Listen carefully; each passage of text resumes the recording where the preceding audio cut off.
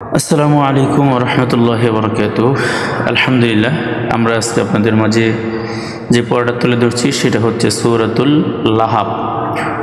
আউযু বিল্লাহি মিনাশ শাইতানির রাজীম। বিসমিল্লাহির রাহমানির রহিম। তাব্বাত ইয়াদা আবি লাহাবিন ওয়া তাব্ব।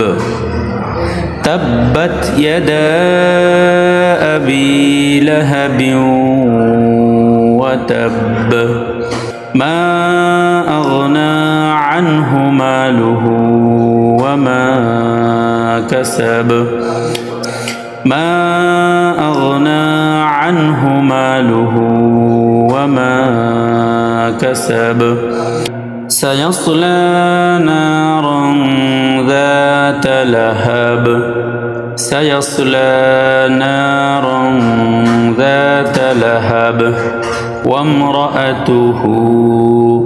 وامرأته এমনি বলা যাবে